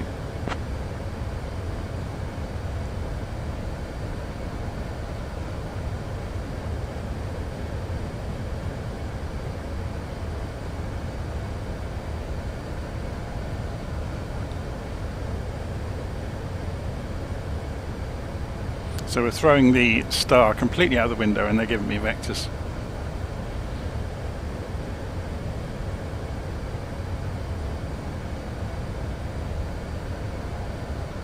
It's kind of fascinating when this sort of stuff happens because it challenges you to know how the aeroplane works, for one thing. We need to make sure we've got this program for 19 right, don't we? And let's go check. On the charts, did we still have? No, we got to go and replace all of this. So if I remove that and choose reperform mic, okay, that's just warning me that it's going to rip the runway out as well. 19 right, and we'll say ILS Yankee for 19 right, and that will give us the chart automatically. So then we can go see what the frequencies are. 111.3, 192 degrees. So then we want to go nav aids in here. And it hasn't got it, look. Did I not insert it? No, I've done it. So let's go in here. And frequency is 111.3. And course of 192 degrees.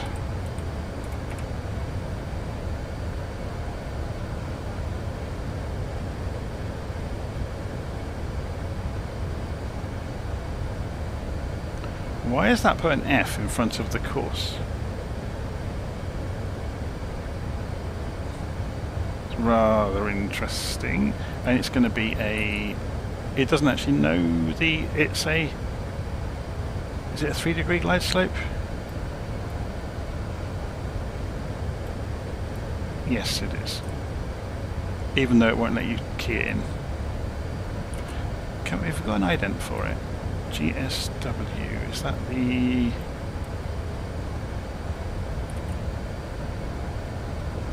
I'm not going to go and key anything I'm not sure about. Copy, Captain. I will ensure the crew checks that everyone is seated and has fastened their seat belts. So it's come down to 10,000 feet. Let's go. Ladies landing lights on. We are now beginning our final approach into Oslo. Please turn off all electronic devices and stow them until we have arrived at the gate. Ensure your tray tables are put away, your seats are in their full upright position, and your seat belts are fastened. So we've still got the air brakes down. Let's remove the air brakes now. Celsius with good visibility. Our assigned gate is cargo apron, cargo 204. Thank you for your cooperation.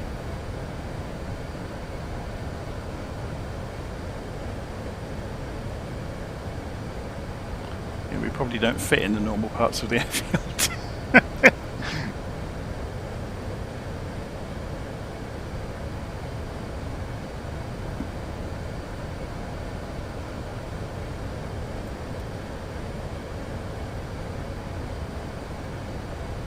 Let me just double check that. 11130 and 190 degrees, that's correct. 11130 073, 192. We can see ourselves coming onto the map here, look. So we'll be, I'm sure they'll vector us onto either Odudi or Zinlo, which we should be able to see before too long. There's Odudi. So if we bring the range down again to 40 miles, we'll start to see that stuff. Yeah, there you go, look. So I'm sure they'll vector us back across and do a direct to Odudi.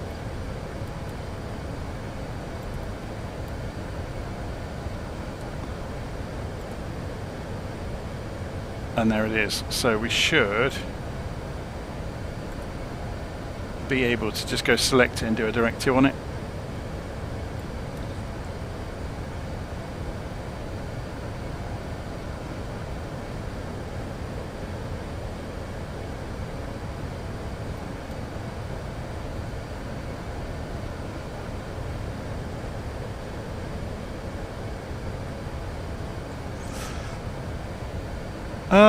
So someone's saying we should be able to, I may have picked Arnav in the middle of changing everything. Let's go and have a look. So, 1119 right, Ripper. Oh yeah, I chose Arnav, that's my bad. 19 right, wasn't it? Insert.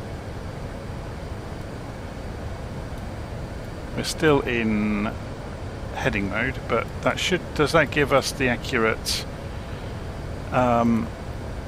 data? No, it still hasn't reprogrammed it. It's kind of lost its mind a little bit, but we'll have enough. So we're at 5,000 feet. We're wanting to go to local barometric pressure, which we have done. Landing lights are on. Why do we have a warning?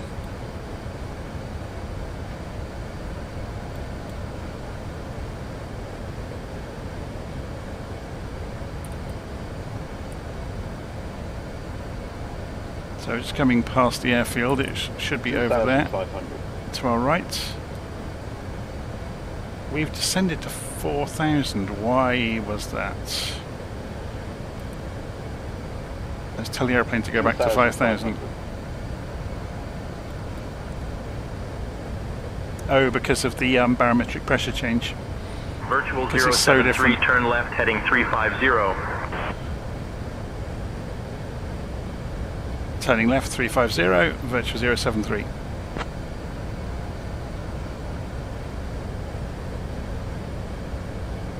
They're going to make a diamond shape to come in at an intercept onto the path, onto the track for the runway.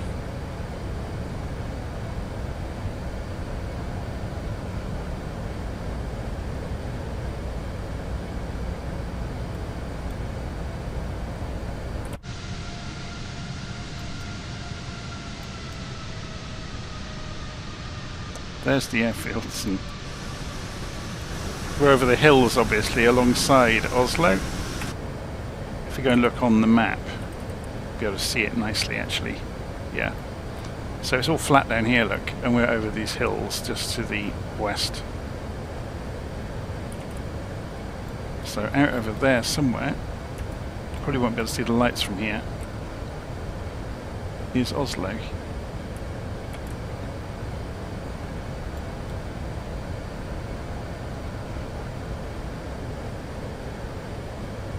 And this is why normally you'd be a little bit higher. So this is saying 5,000 feet over here, look. But it's warning you about, there's 2,700 feet, look. But as long as you're 1,000 feet over the top of peaks, you're fine. And we are. We're several thousand feet above the peaks.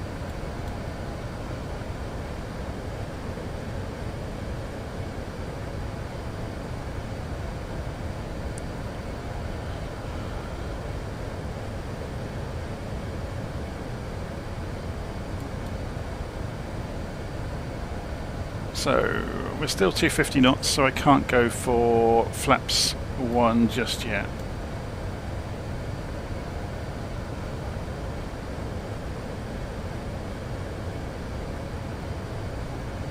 If they give us a vector in though, I'll do a direct to, which will clean up the navigation display.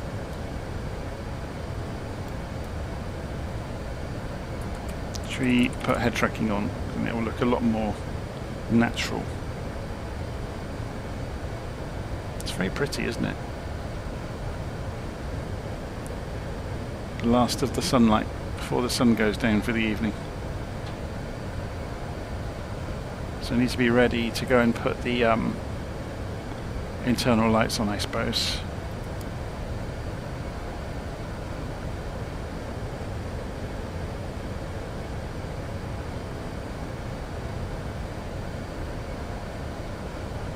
So they're going to vector us back. Virtual 073, turn right heading 020.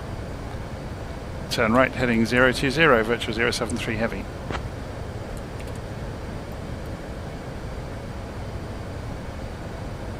This is what I told you about the diamond.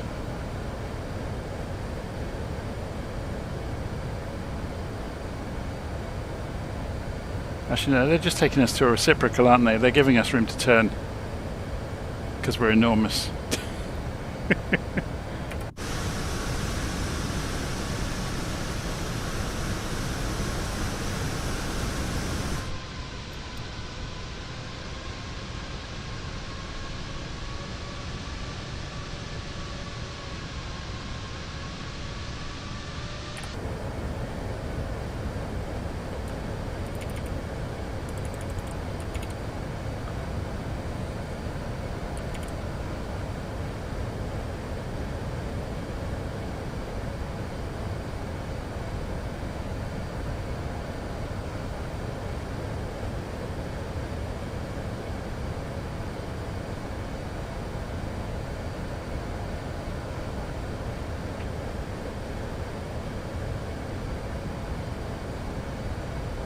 2,500.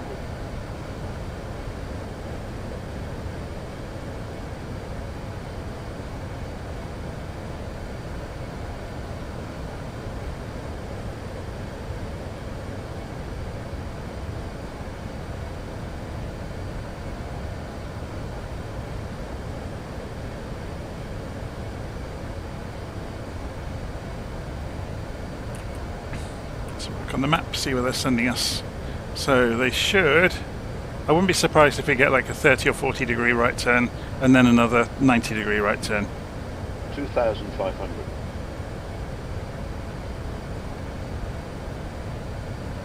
At which point they'll tell us to contact the tower when we are engaged on the localizer. 111.3, 192 degrees.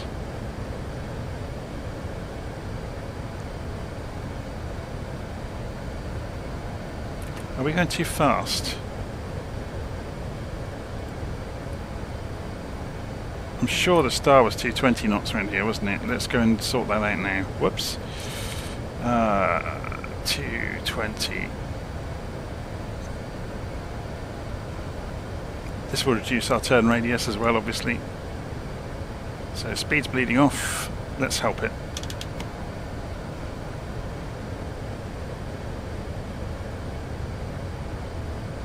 So I've thrown the spoilers out. We're not getting a spoiler indication, which is interesting.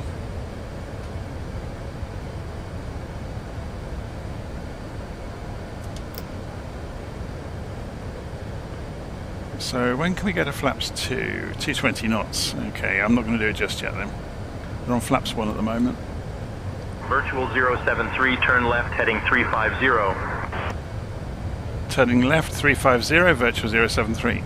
What are they doing? Is this just the wind catching them out, I think? Virtual 073, maintain altitude 5,000 feet, turn right heading 085.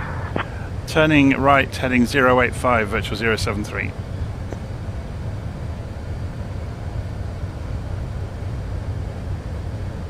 There we go.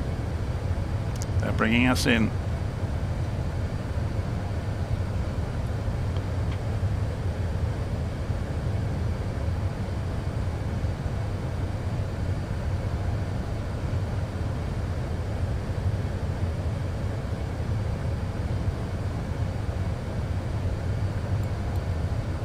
Got the landing lights on. We haven't got the gear down yet.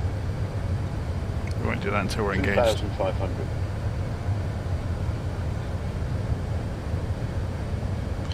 So someone in the live stream is saying, where are we, I think. They kind of mistyped it. But we're approaching Oslo after a somewhat eventful approach. Virtual 073 Heavy, proceed direct O-D, descend altitude 4,000 feet, QNH 982, until established on the localizer cleared for the ILS runway 19 right approach. Speed below 200 knots until established. Proceeding direct O-D, descending altitude 4,000 feet, QNH 982, until established on localizer, cleared for ILS runway 19 right approach, speed 200 until established 073. So let's get this done. 200 knots. And 4,000 feet. And go managed mode to get, actually no, let's go open descent to get there.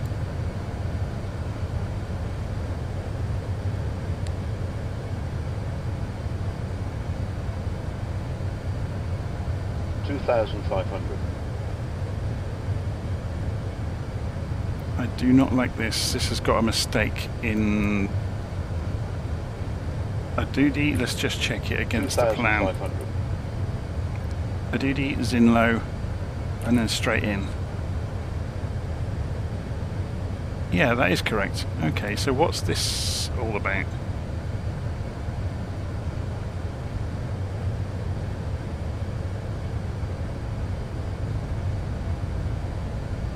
Okay, we'll just have to be mindful of this, that we may have to...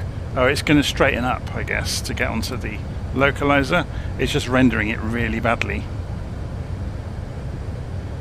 So we're at 200, so we can go to flaps 2 now, which I have done.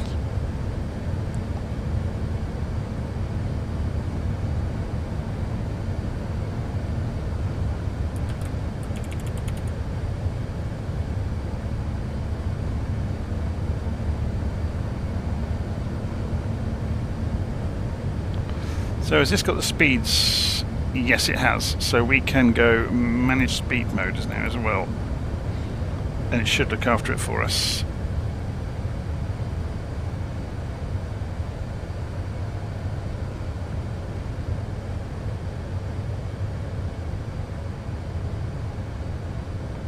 Nice weather.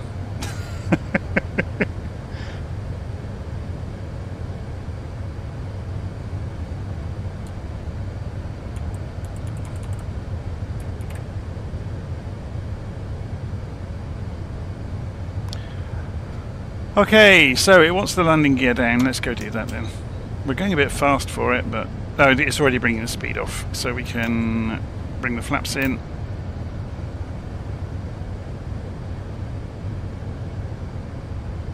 Virtual 073, contact Oslo Tower on 118.305 when established. Contacting Oslo Tower 118.305, virtual 073 heavy. Oslo Tower, virtual 073 heavy on approach, runway 19 right. We'll let you know when we are established on the localizer. So we can go landing system. Virtual 073 heavy, Gardermoen Tower, roger, continue approach. Continue approach, 073 heavy. So we can have both, look, we can have landing system and navigation display. So you can see the glide slope coming. That hasn't picked up the ILS. Is it that we are too far away? Probably. 111.3. Let's just go check that again, because we did reprogram it. Nav radios. 111.3. It is interesting that it wasn't correct earlier.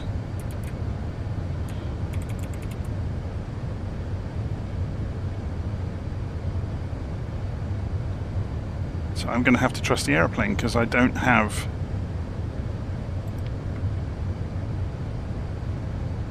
I've got a localizer showing here though.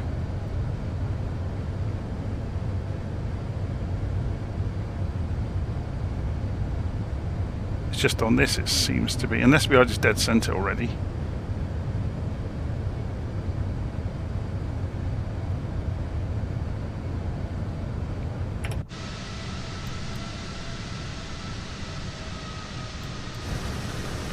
into the fog we go. So, should we turn the autopilot off now?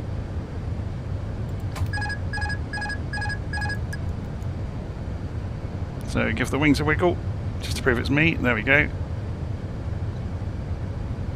So let's follow the instruments.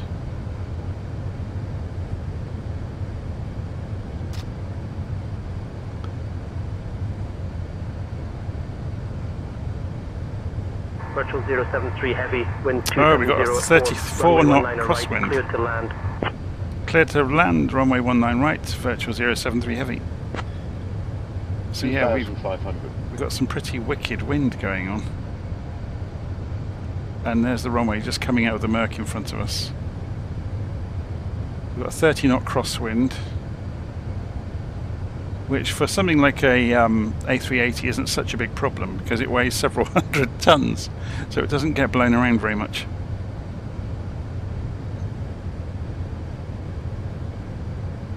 I'm just getting back onto centre line. Yeah, for some reason this isn't working, but this is. I'm guessing that's an aeroplane issue. So we'll just use the markers here.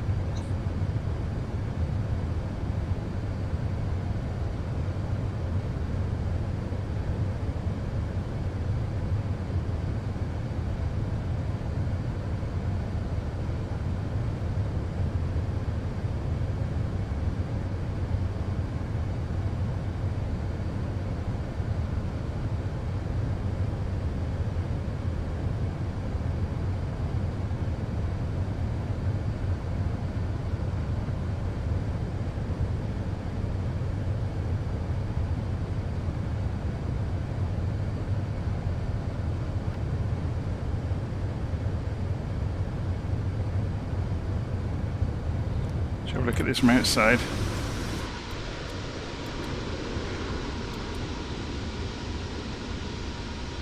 It's a beast, isn't it? Absolutely is. Well, a unit, as some people would call it.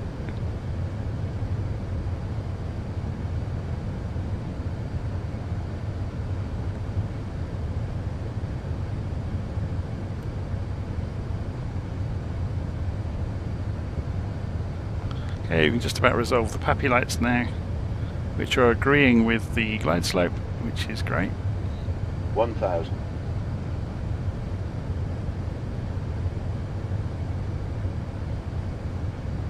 And the wind is abating. It's down to 14 knots crosswind now instead of 30, traffic, which is helpful. Traffic.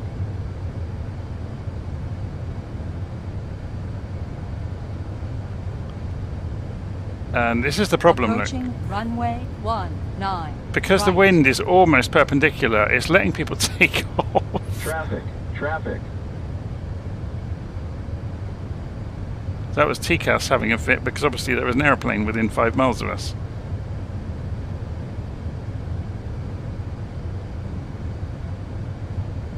Thankfully we didn't have autopilot on, otherwise TCAS with TARA would have started steering us away. But on approach it tends to go TA only anyway.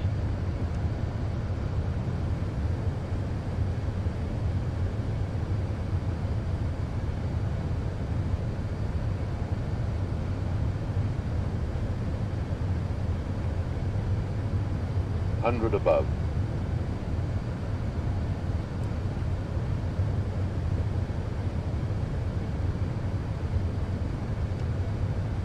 Minimum.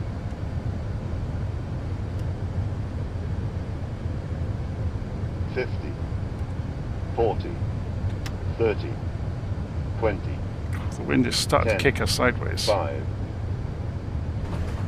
We've got one wheel down on the right, and now we're just bringing it round gently and go for reverses.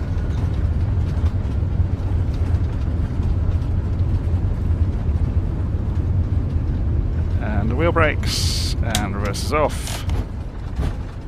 And high-speed exit.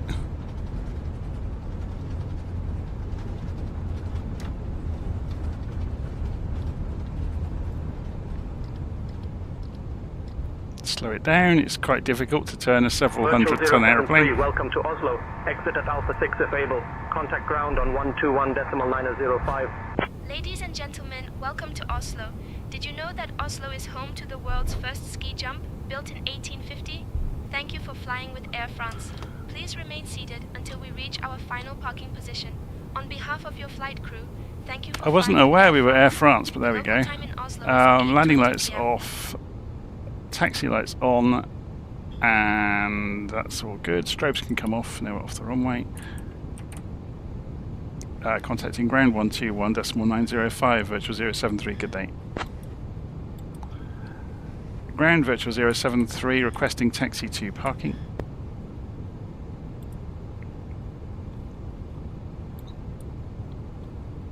Virtual 073, taxi to cargo apron, cargo 204 via Alpha 5 Hotel November. Good day.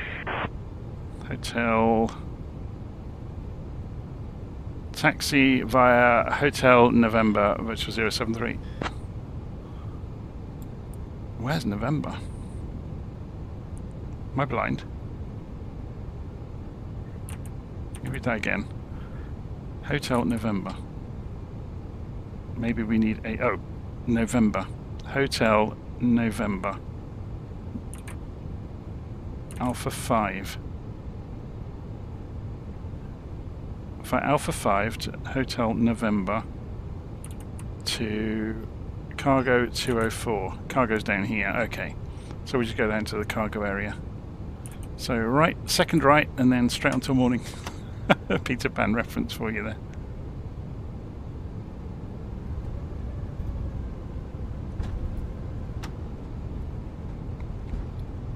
Whoa! This thing's got some momentum when you start it moving in a direction.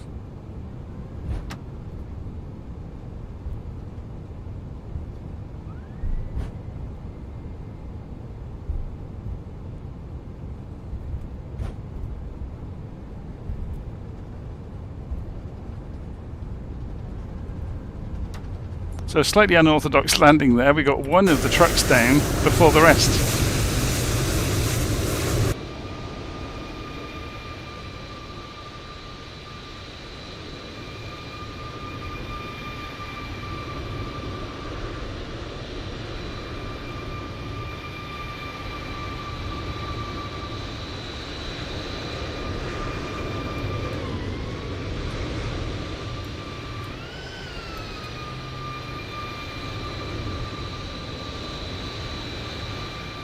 Get the flaps back up on the way. Oh, I don't like this. That's a shame, isn't it?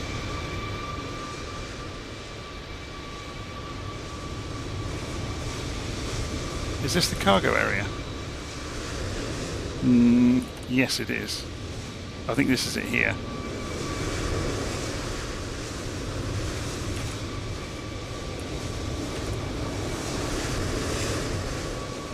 This is where we're parking, according to the wonderful controllers.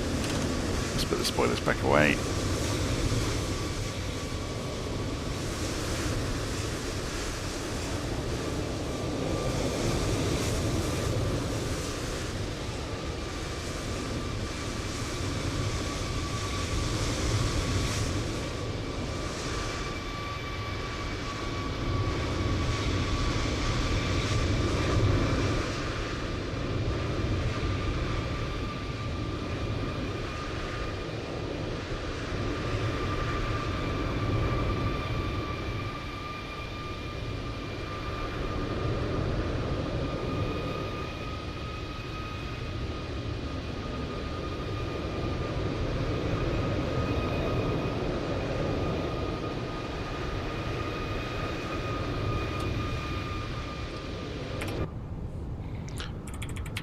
Okay, so what can we do with this when now we're on the ground? If we go to the ground services, can we get a ground power unit?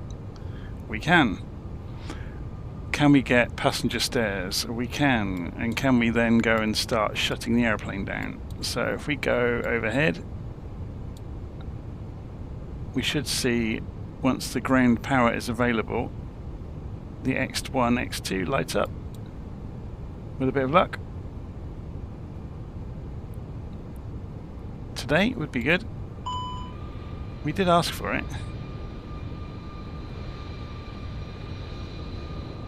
Is this another aeroplane problem? Let's see if there's a problem with the angle we're looking at the switches on. They're not going to come on, are they? I did discover earlier with this aeroplane you can force its hand by going via ground services. If we go to... No, once you've landed, this is a bug in Flight Simulator. It's always been a bug. That once you've landed, often you can't go and request ground services again because it thinks you're taking off. Okay, so we can't do that. So we'll just have to shut the engines down and rely on batteries. So we'll get everything else turned off first.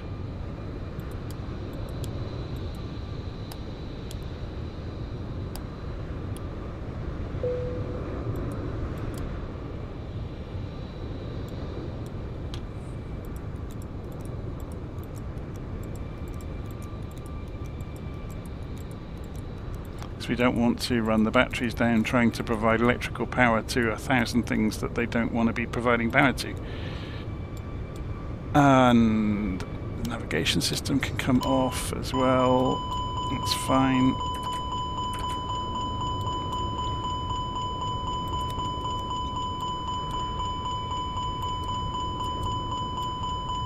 Okay, we're just going to pull the plug on the aeroplane at that point. That's interesting though, we couldn't get... I mean, the proper way around this would be to go and launch the APU and transfer power that way. We're just going to pull the plug out.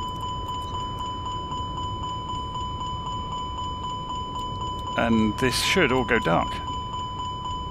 Yeah, it's not really simulated properly, is it? Unless it has somehow got ground power now. We've kind of done its head in, asking for that.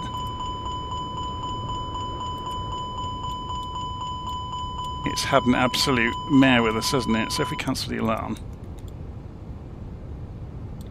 And it's still somehow, with no batteries, it's still lit up. Yeah, okay, we're going to leave it there.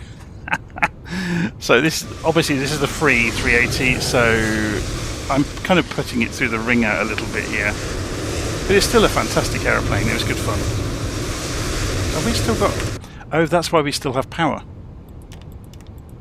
We're still generating. It will go dark any moment. Woomph, there it goes. Okay, so that was actually very accurate. So it complained about losing the navigation data and that set the alarms off. That was quite cool actually. So it still understood the engines were running, it was generating electricity, so we were able to turn everything off and we kept the lights on. Until the engines spooled down, the generators packed up and it all went dark. Very cool. That's interesting. Anyway, hope you enjoyed that today. So that was the A380 from Fly-by-Wire. That was the stable version of the A380. This morning I had the dev version, and the only problem I had with the dev version was the tablet kept locking out. So it became non-clickable. I'm not sure quite why, but apparently there is a 2024 version of the A380 on its way from Fly-by-Wire as well. A specific, 2024 version, which will apparently be massively more efficient in terms of the simulator than this one. Not sure why. Anyway, I'm going to leave it there. Hopefully you enjoyed that. That was an interesting one, wasn't it? I think I'm going to be returning to little aeroplanes soon, because I've done the big stuff quite a lot recently with this TriStar and various other aeroplanes coming out, and people asking after me to show various things. So yeah, I'll be back into probably the Kodiak float plane next, I would have thought, because I haven't looked at it yet. Okay, see you again soon. Take care.